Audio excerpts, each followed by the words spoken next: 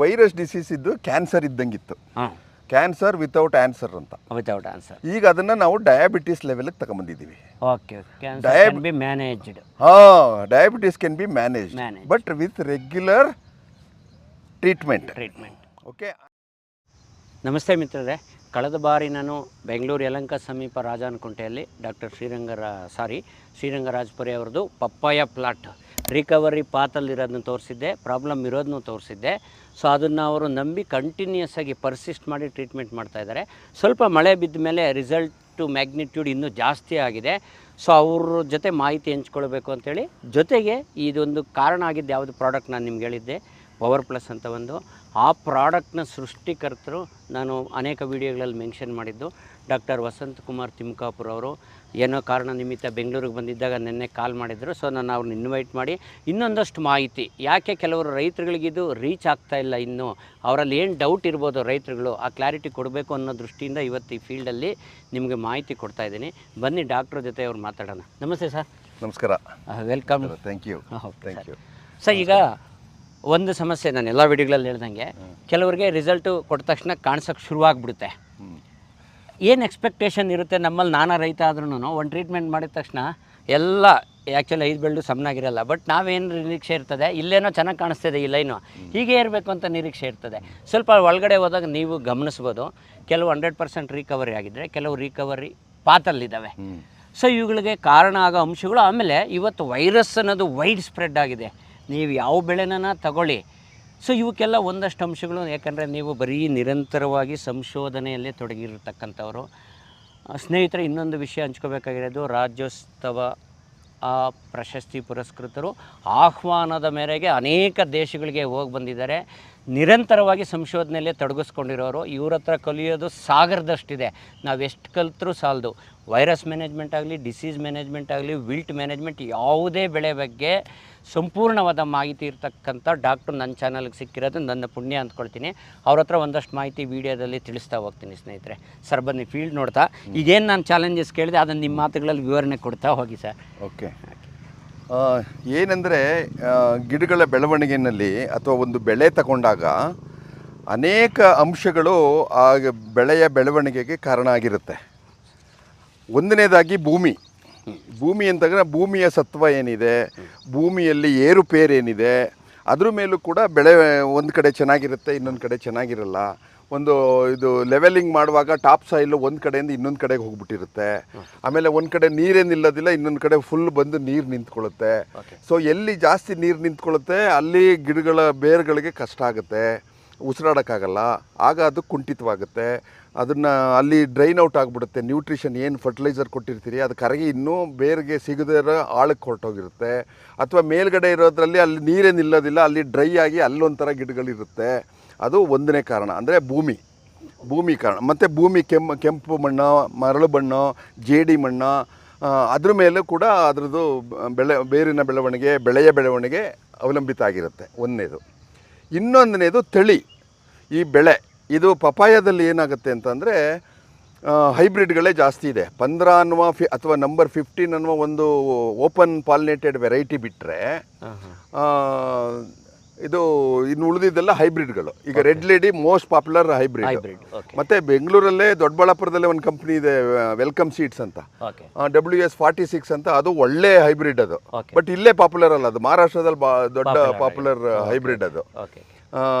ಹಾಗಾಗಿ ಮತ್ತು ಈ ಡಿಮ್ಯಾಂಡ್ ಜಾಸ್ತಿ ಆದಾಗ ಏನು ಮಾಡ್ತಾರೆ, ಕೆಲವು ನರ್ಸರಿಯವರು F1 ಹೈಬ್ರಿಡ್ ಕೊಡಲ್ಲ.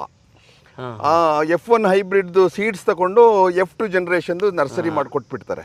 ನೀವು ಪ್ಯಾಕೆಟ್ ಸೀಡೇ ನೋಡಿರಲ್ಲ, ನೀವು ಬರೀ ಸೀಡ್ಲಿಂಗ್ ತಂದಿರ್ತೀರ, ನಿಮ್ಗೆ ಅದು F1 ಹೈಬ್ರಿಡ್ ಸೀಡಾ ಅಥವಾ F2 ಜನರೇಷನ್ ಅಂತ ಗೊತ್ತಿರಲ್ಲ. ಆಗೇನಾಗುತ್ತೆ, ಒಂದು ಗಿಡ ಇದ್ದಂಗೆ ಇನ್ನೊಂದು ಗಿಡ ಇರಲ್ಲ. ಇದಕ್ಕಿರೋ ಶಕ್ತಿ ಆ ಶಕ್ತಿ ಇರೋದಿಲ್ಲ ಅದಕ್ಕೆ. ಹೋಮೋಸೈಗಸ್ಸು, ಹೆಟ್ರೋಸೈಗಸ್ಸು, ಆ ಥರ ಎಲ್ಲ ಇರುತ್ತೆ. ಹಾಗಾಗಿ ಏನಾಗುತ್ತೆ, ಒಂದೊಂದು ಗಿಡ ರಿಕವರಿ ಆಗಲ್ಲ. ಈಗ ಒಂದೇ ಔಷಧಿ ಒಂದು ಗಿಡಕ್ಕೆ ವರ್ಕ್ ಆಗುತ್ತೆ ಅನ್ನೋದು, ಆ ಗಿಡಕ್ಕೆ ವರ್ಕ್ ಆಗುತ್ತೆ ಅನ್ನೋದಾದ್ರೆ ಈ ಗಿಡಕ್ಕೆ ಯಾಕೆ ವರ್ಕ್ ಆಗಲ್ಲ?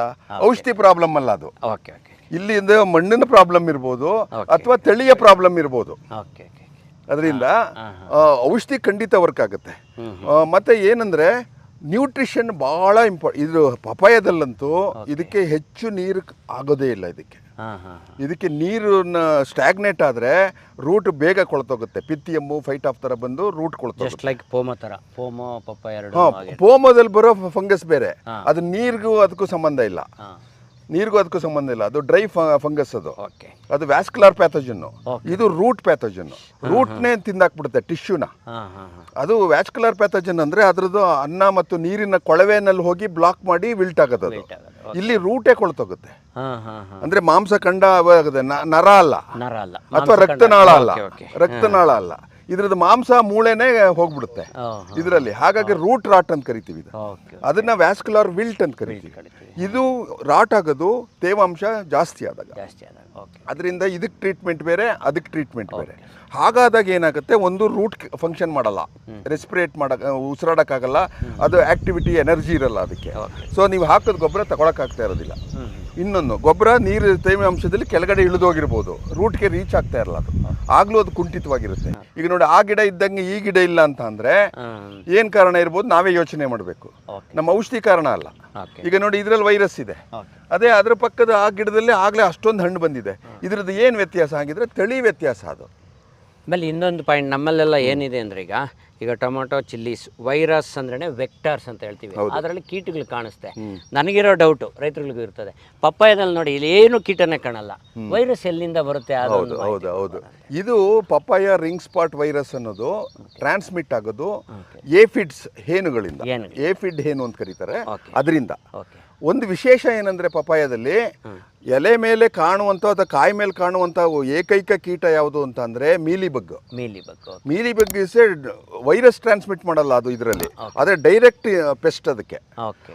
ಅದ್ರ ಮೇಲೆ ಕೂತ್ಕೊಂಡು ರಸ ಹೀರಿ ಕಂಪ್ಲೀಟ್ ಇದು ವೀಕ್ ಮಾಡುತ್ತೆ, ಮತ್ತೆ ಕ್ವಾಲಿಟಿ ಹೊರಟೋಗುತ್ತೆ. ಹಣ್ಣಿನ ಮೇಲೆ ಕೂತ್ಕೊಳ್ಳೋದ್ರಿಂದ ಅದು ಹಣ್ಣನ್ನ ದೊಡ್ಡದಾಗಕ್ಕೂ ಬಿಡೋದಿಲ್ಲ, ಹಣ್ಣಾಗಕ್ಕೂ ಬಿಡೋದಿಲ್ಲ, ಮತ್ತೆ ರಸ ಹೀರಿ ಅದನ್ನ ವೀಕ್ ಮಾಡಕ್ ಬರುತ್ತೆ. ಸೊ ಅದೇ ವೈರಸ್ನ ಟ್ರಾನ್ಸ್ಮಿಟ್ ಮಾಡಲ್ಲ, ಏಫಿಡ್ಸ್. ಹೌದು. ಇದರಲ್ಲಿ ವೈರಸ್ ಯಾವ್ಯಾವ್ದು ಬರುತ್ತೆ, ಲೀಫ್ ಕರ್ಲ್ ಬರುತ್ತೆ, ರಿಂಗ್ ಸ್ಪಾಟ್ ಬರುತ್ತೆ. ವೈಟ್ ಫ್ಲೈ ಅನ್ನೋದು ಅಲ್ಲ, ಇದು ಲೀಫ್ ಕರ್ಲ್ನ ವೈಟ್ ಫ್ಲೈ ಟ್ರಾನ್ಸ್ಮಿಟ್ ಮಾಡುತ್ತೆ. ಅದು ಬೇಸಿಗೆ ಟೈಮಲ್ಲಿ ಜಾಸ್ತಿ, ಡ್ರೈ ಸೀಸನಲ್ಲಿ. ಯಾಕೆಂದರೆ ವೈಟ್ ಫ್ಲೈ ಅಂದರೆ ಅದು ಫ್ಲೈ ಮಾಡುತ್ತೆ. ಫ್ಲೈ ಮಾಡುವಾಗ ಅದು ಮಳೆಗಾಲದಲ್ಲಿ ಹಾರಕ್ಕಾಗಲ್ಲ, ಎಲೆ ಅದು ರೆಕ್ಕೆಗಳು ಒದ್ದೆ ಆಗಿಬಿಟ್ರೆ ಅದು ಹಾರಕ್ಕಾಗಲ್ಲ. ಚಳಿಗಾಲದಲ್ಲಿ ಅದರ ಲೈಫ್ ಸೈಕಲ್ ದೊಡ್ಡದಾಗುತ್ತೆ, ಹಾಗಾಗಿ ಅದು ಕಡಿಮೆ ಇರುತ್ತೆ. ಸಮ್ಮರಲ್ಲಿ ಜಾಸ್ತಿ ಇರುತ್ತೆ. ಹಾಗಾಗಿ ಲೀಫ್ ಕರ್ಲ್ ವೈರಸ್ ಇನ್ ಟೊಮ್ಯಾಟೊ ಆಲ್ಸೋ ಸಮ್ಮರಲ್ಲಿ ಜಾಸ್ತಿ. ಹಾಗಾದ್ರೆ ಮಳೆಗಾಲದಲ್ಲಿ ಅಂದ್ರೆ ಮಳೆನೇ ಇರೋದಿಲ್ಲ, ಸಮ್ಮರ್ ತರ ಹೋದ ವರ್ಷ ಇದ್ದಂಗೆ ಇರುತ್ತೆ, ಅವಾಗ್ಲೂ ಬರ್ಬೋದು. ಅಂದ್ರೆ ವಾತಾವರಣದಲ್ಲಿ ತೇವಾಂಶದ ಮೇಲೆ ಈ ಒಂದು ಕೀಟಗಳು, ಯಾವುವು ವೈರಸ್ ವಾಹಕಗಳು ಅಂತ ಕರಿತೀವಿ, ಈಗ ಥ್ರಿಪ್ಸ್ ಇರ್ಬೋದು, ವೈಟ್ ಫ್ಲೈಸ್ ಇರ್ಬೋದು, ಏಫಿಡ್ಸ್ ಇರ್ಬೋದು, ಇವುಗಳೆಲ್ಲವೂ ಅವು ಪಾಪ್ಯುಲೇಷನ್ನು ವಾತಾವರಣದ ಮೇಲೆ ಡಿಪೆಂಡ್ ಆಗುತ್ತೆ. ಮತ್ತು ವಿಶೇಷ ಏನಂದರೆ, ಪಪಾಯದಲ್ಲಿ ಪಪಾಯ ರಿಂಗ್ ಸ್ಪಾಟ್ ವೈರಸ್ ಏಫಿಡ್ ಹೇನಿಂದ ಅದು ಹರಡೋದಾದ್ರೂ ನೀವು ಯಾವತ್ತೂ ಏಫಿಡ್ಸ್ನ ಪಪಾಯ ಗಿಡದ ಮೇಲೆ ನೋಡೋಕ್ಕೆ ಆಗಲ್ಲ. ಇಟ್ಸ್ ಎ ವಿಸಿಟಿಂಗ್ ಗೆಸ್ಟ್ ಅಷ್ಟೇ. ಅಲ್ಲಿ ಇದರಲ್ಲಿ ಕಲೋನೈಸ್ ಆಗಲ್ಲ, ಅದ್ರ ಮೇಲೆ ಇದ್ಕೊಂಡು ರಸ ಹೀರ್ಕೊಂಡು ಅಲ್ಲೇ ವಂಶಾಭಿವೃದ್ಧಿ ಮಾಡಲ್ಲ ಅದು. ಹಾಗಾಗಿ ನಿಮಗೆ ಅದು ಕಾಣಿಸೋಲ್ಲ. ಬಟ್ ಹೌದು, ಅವುಗಳ ನಿಯಂತ್ರಣಕ್ಕೆ ನೀವು ಹಸಿರು ಕಾಣುತ್ತಲ್ಲ ಬರುತ್ತೆ, ಕೂತ್ಕೊಳ್ಳುತ್ತೆ, ಒಂಚೂರು ರಸ ಇರುತ್ತೆ, ಆಮೇಲೆ ಅಷ್ಟರಲ್ಲಿ ವೈರಸ್ ಟ್ರಾನ್ಸ್ಮಿಟ್ ಆಗೋಗಿರುತ್ತೆ, ಆಮೇಲೆ ಅಲ್ಲಿಂದ ಹಾರೋಗುತ್ತದು. ಅಂದರೆ ಇದು ಪ್ರಿಫರ್ಡ್ ಹೋಸ್ಟ್ ಅಲ್ಲ ಅದಕ್ಕೆ, ಅಂದರೆ ಕಲೋನೈಸ್ ಮಾಡಿ ವಂಶಾಭಿವೃದ್ಧಿ ಮಾಡೋದಕ್ಕೆ. ಹಾಗಿದ್ರಿಂದ ಅದು ಬೇರೆ ಇದಕ್ಕೆ ಹೊರಟೋಗುತ್ತೆ. ಅದರಿಂದ ಯಾವತ್ತು ಏಫಿಡ್ ನಿಮ್ಮ ಪಪ್ಪಾಯದ ಮೇಲೆ ಕಾಣಿಸಲ್ಲ. ಸೊ ಹಾಗಾದರೆ ಈಗ ನನಗೆ ಅರ್ಥ ಆಗಿದ್ದು, ರೈತರಿಗೂ ಅರ್ಥ ಆಗಿರುತ್ತೆ, ವೈರಸ್ ಅಂದರೆ ಈ ಪಪ್ಪಾಯ ಬಿಡಿ ಬೇರೆ ಬೆಳೆಗಳಲ್ಲೇ ಫ್ಯಾಕ್ಟರ್ಸ್ ಯಾವ್ಯಾವ್ದು ಗಮನಿಸಬೇಕಾಗಿದೆ. ಯಾಕಂದರೆ ಯಾವುದೋ ಒಂದು ಟ್ರೀಟ್ಮೆಂಟ್ ಮಾಡಿ ವೈರಸ್ ಸೇವ್ ಹೋಗಲಿಲ್ಲ ಅನ್ನೋದಕ್ಕಿಂತ ಒಂದು ತಳಿನಲ್ಲಿರ್ತಕ್ಕಂಥ ಕ್ಯಾರೆಕ್ಟರ್, ಆಮೇಲೆ ಸಾಯಿಲ್ ನ್ಯೂಟ್ರಿಷನ್ ಸ್ಟೇಟಸ್, ಆಮೇಲೆ ನಾವು ಕೊಡ್ತಿರೋ ನ್ಯೂಟ್ರಿಯೆಂಟ್ಸ್, ಆಮೇಲೆ ಲೆವೆಲ್ಲು, ಆಮೇಲೆ ವಾಟರ್ ಮ್ಯಾನೇಜ್ಮೆಂಟ್, ಇವುಗಳ ಜೊತೆಗೆ ವೆಕ್ಟಾರ್ ಮ್ಯಾನೇಜ್ಮೆಂಟ್. ಆಮೇಲೆ ಗಿಡಗಳಲ್ಲಿ ಸ್ಟ್ರೆಸ್ ಆಗೋ ಥರ ಅನಗತ್ಯವಾಗಿ ಮಾರ್ಕೆಟಲ್ಲಿ ಇರುತ್ತಲ್ಲ, ನೋ ವೈರಸ್, ಗೋ ವೈರಸ್, ಈ ಥರ ಬಂದು ಅವುಗಳನ್ನೆಲ್ಲ ಮಾಡೋದು. ಮೊದಲೇ ವೈರಸ್ ಇನ್ಫೆಕ್ಷನ್ ಆದಾಗ ಸ್ಟ್ರೆಸ್ ಇರುತ್ತೆ, ಅದು ಸ್ಟ್ರೆಸ್ ಆದಾಗ ಅದಿನ್ನೂ ಮಲ್ಟಿಪ್ಲೈ ಆಗ್ಬೋದು ಅನ್ನೋದು ನನ್ನ ಭಾವನೆ ಅಲ್ಲ. ಹೌದು. ಇಲ್ಲಿ ನೋಡಿ, ಈ ಗಿಡದಲ್ಲೇ ವ್ಯತ್ಯಾಸ ನೋಡಿ. ಇದು ಓಕೆ, ಈಗ ಇದಕ್ಕೆ ವರ್ಕ್ ಆಗಿದ್ರೆ ಇದಕ್ಕೆ ಯಾಕೆ ವರ್ಕ್ ಆಗಿಲ್ಲ? ಓಕೆ, ಅದೇ ಅದರದ್ದು. ಯಾಕೆಂದರೆ ಈಗ ಕೋವಿಡ್ ಬಂತು, ಕೋವಿಡ್ಗೆ ಎಲ್ರಿಗೂ ಒಂದೇ ಟ್ರೀಟ್ಮೆಂಟ್ ಕೊಟ್ಟಿದ್ದು, ಆದರೆ ಎಲ್ಲರೂ ಬದುಕಲಿಲ್ಲ. ಮೆಜಾರಿಟಿ ಬದುಕಿದ್ರು, ಬಟ್ ಸುಮಾರು ಜನ ಸತ್ತೋದ್ರು. ಆ ಥರ ಪೇಷಂಟ್ಸ್ಗಳು ಇವರು, ಆ ಥರ ಪೇಷಂಟ್ಸ್ಗಳು. ಇವ್ಗೆ ಬೇರೆ ಯಾವುದೋ ಸಮಸ್ಯೆ ಇದೆ, ಜೆನೆಟಿಕ್ ಪ್ರಾಬ್ಲಮ್ ಇದರಲ್ಲಿ. ಯಾಕೆಂದ್ರೆ ಇದಕ್ಕೆ ವಿಗರೇ ಇಲ್ಲ. ಹಾಂ ಹಾಂ ಇದು ಇಷ್ಟು ಎತ್ತರ ಬೆಳೆದಿರುವಾಗ ಎಲ್ಲದಕ್ಕೂ ಸೇಮ್ ಟ್ರೀಟ್ಮೆಂಟ್ ಬಂದಿದೆ, ಇದು ಬಂದಿಲ್ಲ ಅಂದರೆ ಇದಕ್ಕೆ ವಿಗರೇ ಇಲ್ಲ, ಲಾಸ್ಟ್ ವಿಗರ್. ಅಂದರೆ ಇದು ಸೆಗ್ರಿಗೇಟಿಂಗ್ ಪಾಪ್ಯುಲೇಷನ್. ಇದು ಹಾಂ ಹಾಂ ಹಾಂ ಇದು F1 ಜನರೇಷನ್ ಅಲ್ಲ, ಓಕೆ. ಇದು F2 ಜನರೇಷನ್. ಹ್ಞೂ ಹ್ಞೂ ಹಾಗಾಗಿ ಹೈಬ್ರಿಡ್ ವಿಗರ್ ಇಲ್ಲ ಇದರಲ್ಲಿ. ಇದರಲ್ಲಿ ಹೈಬ್ರಿಡ್ ವಿಗಿದ್ರೆ ಯೂನಿಫಾರ್ಮ್ ಆಗಿರ್ತಿತ್ತು, ಯೂನಿಫಾರ್ಮ್ ರಿಕವರಿ ಆಗ್ತಿತ್ತು. ಓಕೆ. ಮತ್ತೆ ಈಗ ಮಳೆ ಶುರುವಾಗಿದೆಯಲ್ಲ, ಅದರಿಂದ ತುದಿಯಲ್ಲೆಲ್ಲ ಮತ್ತೆ ವೈರಸ್, ಯಾಕಂದ್ರೆ ವೈರಸ್ನ ಸಾಯಿಸಕ್ಕಾಗಲ್ಲ. ವೈರಸ್ ಇರುತ್ತೆ, ಬಹಳ ಇಂಪಾರ್ಟೆಂಟ್. ವೈರಸ್ ಸಾಯಿಸಕ್ಕಾಗಲ್ಲ. ವೈರಸ್ ಅದರಲ್ಲಿ ಇರುತ್ತೆ. ಅದು ಒಂದು ಸ್ಪರ್ಧೆ ನಡೀತಿರುತ್ತೆ ಓಕೆ. ಗಿಡದ ಮಧ್ಯೆ ಮತ್ತೆ ವೈರಸ್ ಮೂವ್ಮೆಂಟ್ ಅಲ್ಲಿ. ಓಕೆ. ಅದ್ರ ರೇಸಲ್ಲಿ ಗಿಡನ ಗೆಲ್ಲಿಸ್ಬೇಕು ನಾವು. ಅದಕ್ಕೆ ಸ್ಟಿಮ್ಯುಲೇಟ್ ಮಾಡಿ ಫಾಸ್ಟ್ ಆಗಿ ಓಡಂಗ್ ಮಾಡಬೇಕು. ಆ ವೈರಸ್ ಹಿಂದೆ ಇರುತ್ತೆ. ಯಾವಾಗ ಗಿಡದ ಸ್ಪೀಡ್ ಕಡಿಮೆ ಆಗುತ್ತೆ, ಆ ವೈರಸ್ ಕಾಣಿಸ್ಕೊಳ್ಳುತ್ತೆ. ಮತ್ತೆ ಅದ್ರ ಸ್ಪೀಡ್ ಜಾಸ್ತಿ ಮಾಡಿಸ್ಬೇಕು ನೀವು. ಓಕೆ, ಭಾಳ ಇಂಪಾರ್ಟೆಂಟ್ ಪಾಯಿಂಟ್. ಇದು ಒಂಥರ ರೇಸ್ ಇದ್ದಂಗೆ. ನಾವು ಮ್ಯಾನೇಜ್ಮೆಂಟಲ್ಲಿ ಒಂದು ವಾರನ ಒಂದು 15 ಡೇಸ್ ಲ್ಯಾಪ್ಸ್ ಆದ್ವಿ ಅಂದರೆ, ನಾವು ಮ್ಯಾನೇಜ್ಮೆಂಟ್ ವೀಕ್ ಆಯ್ತು ಅಂದರೆ ವೈರಸ್ ಮುಂದಕ್ಕೆ ಬಂದ್ಬಿಡುತ್ತೆ. ಮತ್ತೆ ಅದನ್ನ ನಾರ್ಮಲ್ಗೆ ತಗೊಳಕ್ಕೆ ಡಬಲ್ ಟ್ರಿಬಲ್ ಕಾನ್ಸಂಟ್ರೇಷನ್ ಕೊಡಬೇಕಾಗುತ್ತೆ. ಸೊ ರೈತರಿಗೆ ನಿಮ್ಗೆ ಕೆಲವ್ರು ನೆನಪಿರ್ಬೋದು, ಬಹಳ ದೂರದಿಂದ ಈ ಒಂದು ಪವರ್ ಪ್ಲಸ್ಸು ತರಿಸ್ಕೊಂಡಿದ್ದೀರಿ, ಬಂದು ತೊಗೊಂಡೋಗಿದ್ದೀರಿ, 1 ಟೈಮ್ 2 ಟೈಮ್ ಟ್ರೀಟ್ಮೆಂಟ್ ಮಾಡಿ ಡ್ರಾಪ್ ಮಾಡಿರೋರು ಇದ್ದೀರಿ. ಬಟ್ ಇವರೊಬ್ಬರು ಕಂಟಿನ್ಯೂಸ್ ಜನವರಿಯಿಂದ ಕಂಟಿನ್ಯೂ ಮಾಡಿರೋದ್ರಿಂದ ಐ ಥಿಂಕ್ ಓವರ್ ಆಲ್ ನೋಡಿದರೆ 90% ರಿಕವರಿ, 10% ಈ ಥರದ್ದು ಇರ್ಬೋದು. ಸೊ ಅದೇ ನಿಮಗೆ ಕಾಸ್ಟ್ಲಿನೂ ಅಲ್ಲ. ಪವರ್ ಪ್ಲಸ್ ನಿಮಗೆ 200 ಲೀಟರ್ ಡ್ರಮ್ಗೆ 850 ರೂಪಾಯಿ. Doesn't matter. ಇವತ್ತಿನ ಮಾರ್ಕೆಟ್ ಸಿಚುವೇಶನ್ ನೋಡಿಬಿಟ್ರೆ ಡಸಂಟ್ ಮ್ಯಾಟರ್. ಬಟ್ ಒಂದು, ನೀವು ಇಲ್ಲಿಗೆ ತೊಗೋಬೇಕು, ನಂಬಬೇಕು. ಈ ಥರ ಫೀಲ್ಡ್ ವೇರಿಯೇಷನ್ಸ್ ಯಾಕೆ ಬರುತ್ತೆ ಅನ್ನೋದಕ್ಕೆ ಡಾಕ್ಟರ್ ಕ್ಲಾರಿಟಿ ಕೊಟ್ಟಿದ್ದಾರೆ. ಇನ್ನೊಂದು ಪಾಯಿಂಟ್ ಹೇಳ್ತೀನಿ ನಾನು. ಈಗ ವೈರಸ್ ಡಿಸೀಸ್ ಇದ್ದು ಕ್ಯಾನ್ಸರ್ ಇದ್ದಂಗಿತ್ತು. ಕ್ಯಾನ್ಸರ್ ವಿತೌಟ್ ಆನ್ಸರ್ ಅಂತ. Without answer. ಈಗ ಅದನ್ನ ನಾವು ಡಯಾಬಿಟಿಸ್ ಲೆವೆಲ್ಗೆ ತಗೊಂಡ್ಬಂದಿದ್ದೀವಿ. Okay. Cancer can be managed. Diabetes can be managed but with regular treatment. Okay, and proper nutrition and physical activity. So now it is a manageable problem. Virus disease is a manageable problem. ನೀವು insulin ಒಂದು ಸರಿ ತಗೊಂಡು cure ಮಾಡೋಕ್ಕಾಗಲ್ಲ ಅಲ್ವಾ, regular ಆಗಿ ತಗೋಬೇಕಲ್ವಾ. Medication tablet ಇರ್ಬೋದು, insulin ಇರ್ಬೋದು, ನೀವು ರೆಗ್ಯುಲರ್ ಆಗಿ ತಗೋಬೇಕು. ಹಾಗೆ ಇದು ದಿವಸ ತಗೋಬೇಕಾಗಿಲ್ಲ, 10 ದಿವಸಕ್ಕೊಂದ್ಸರಿ ಕೊಡಬೇಕು. ನೋಡಿ, ಆ್ಯಕ್ಚುಲಿ ಹೇಗೆ ನಿಮ್ಮ ಮೆಂಟಾಲಿಟಿನೇ ಇರ್ಬೋದು. ಅದು ಡಾಕ್ಟ್ರ್ ಹೇಳ್ದಂಗೆ ಶುಗರ್ ಬಂದಾಗ ನಾವು ಜ್ಞಾಪಿಸ್ಕೊಂಡು ಎಲ್ಲೋದ್ರೂ ಕಿಟ್ಟಲ್ಲಿ ಇಟ್ಕೊಂಡೆಲ್ಲ ತೊಗೊಂಡೋಗ್ತೀವಿ. ಈ ವಿಷಯದಲ್ಲಿ ಆ ಕಾನ್ಸಂಟ್ರೇಷನ್ ಇರಲ್ಲ. ಹೇಗೇನು ಮತ್ತೆ ಅದೇ ದೂರ್ತಾ ಇರ್ತೀವಿ. ಅದಾಗಲಿಲ್ಲ, ರಿಸಲ್ಟ್ ಬರಲಿಲ್ಲ, ಸರಿ ಹೋಗಲಿಲ್ಲ ಅನ್ನೋದು ಯೋಚನೆ ಮಾಡಿ ರೈತರು ನೀವು ಅಲ್ವಾ, ಎಷ್ಟು ಮ್ಯಾಟರ್ ಆಗುತ್ತೆ ಅನ್ನೋದು. ಹಾಂ, ಅದೇ ನಿಮ್ಮ ರಿಕವರಿ ಪರ್ಸೆಂಟೇಜ್ ತುಂಬ ಚೆನ್ನಾಗಿದೆ. ಅದಕ್ಕಾಗಿನೇ ನಿಮ್ಮದು ಹಾಗೇನೆ. ಇದು ನಿಮಗೆ ಡೀಟೇಲ್ಸ್ ಸಿಗಬೇಕು ಅಂದರೆ ಒಂದು ಸ್ಕ್ರೀನಲ್ಲಿ ತೋರಿಸ್ತೀನಿ ನೋಡಿ, ಕಳೆದ ವಿಡಿಯೋ. ಇವರು ಜನವರಿಲಿ ಅಪ್ರೋಚ್ ಮಾಡಿದಾಗ ಪ್ಲ್ಯಾಂಟ್ ಸ್ಟೇಟಸ್ ಹೇಗಿತ್ತು ಅದನ್ನು ಆ ಬಿಟ್ಸ್ ತೋರಿಸಿದ್ವಿ. ರಿಕವರಿ ಪಾತಲ್ಲಿರೋದು ತೋರಿಸಿದ್ವಿ. ಈಗ ಆಲ್ಮೋಸ್ಟ್ ಈಗ 90% ಇದೆ. ಸೊ ನಾವು ಕೆಲವು ಫೀಲ್ಡ್ ಬೈಟ್ಸ್ ಎಲ್ಲ ತೋರಿಸ್ತೀನಿ, ನೋಡ್ತಾ ಹೋಗಿ. ಸೊ ಇನ್ನೇನಾದರೂ ಹಂಚ್ಕೊಳ್ಳೋದು, ಇವಾಗ ಪವರ್ ಪ್ಲಸ್ ಇದರಲ್ಲಿ ನಾವು ಮ್ಯಾನೇಜ್ ಮಾಡಿದ್ದೀವಿ. ಬೇರೆ ಬೆಳೆಗಳಲ್ಲಿ ಬರೋ ವೈರಸ್ಗೂ ಈಸಿ ಟು ಓಕೆ ಅಲ್ವಾ.